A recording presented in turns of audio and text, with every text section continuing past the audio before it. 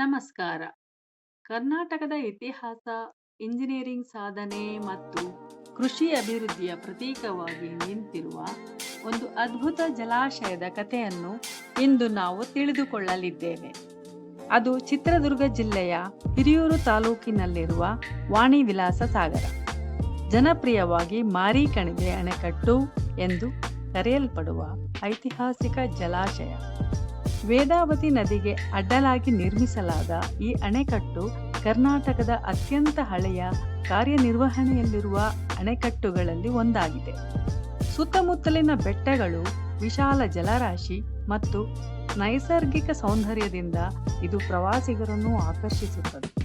19ನೇ ಶತಮಾನದ ಕೊನೆಯ ಭಾಗದಲ್ಲಿ ಈ ಪ್ರದೇಶದಲ್ಲಿ ನೀರಿನ ಸಂಗ್ರಹಣೆಯ ಅಗತ್ಯತೆ ಹೆಚ್ಚಾಗಿ ಕಂಡುಬಂದಿತು.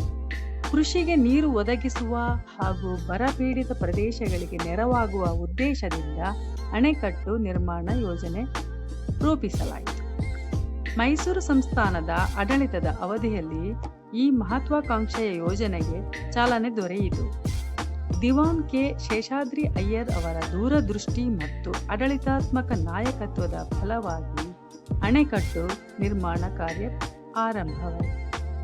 ಈ ಜಲಾಶಯಕ್ಕೆ ಮೈಸೂರು ಸಂಸ್ಥಾನದ ರಾಜಮಾತೆ ಮಹಾರಾಣಿ ವಾಣಿ ವಿಲಾಸ ಸನ್ನಿಧಾನ ಅವರ ಗೌರವಾರ್ಥವಾಗಿ ವಾಣಿ ವಿಲಾಸ ಸಾಗರ ಎಂಬ ಹೆಸರು ಇಡಲಾಯಿತು.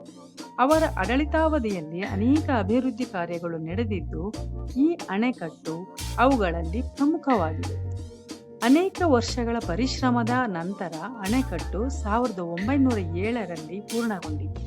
ಆ ಕಾಲದ ತಾಂತ್ರಿಕ ಸವಾಲುಗಳನ್ನು ಎದುರಿಸಿ ನಿರ್ಮಿಸಲಾದ ಈ ಅಣೆಕಟ್ಟು ಭಾರತೀಯ ಇಂಜಿನಿಯರಿಂಗ್ ಇತಿಹಾಸದಲ್ಲಿ ವಿಶೇಷ ಸ್ಥಾನ ಪಡೆದಿದೆ.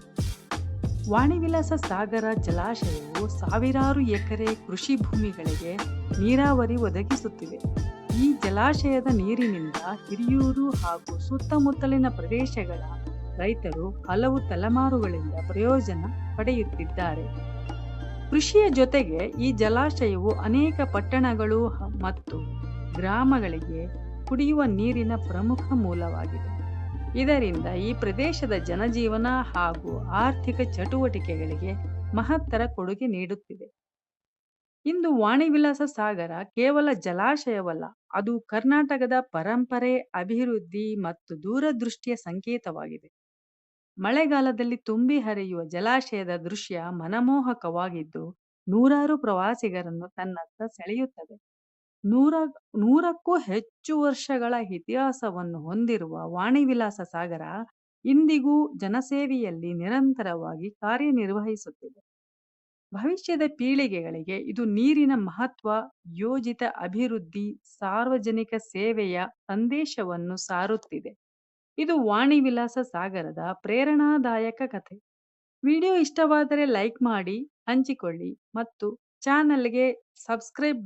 ನಮ್ಮ ಚಾನೆಲ್ಗೆ ಸಬ್ಸ್ಕ್ರೈಬ್ ಆಗಿ. ಧನ್ಯವಾದಗಳು.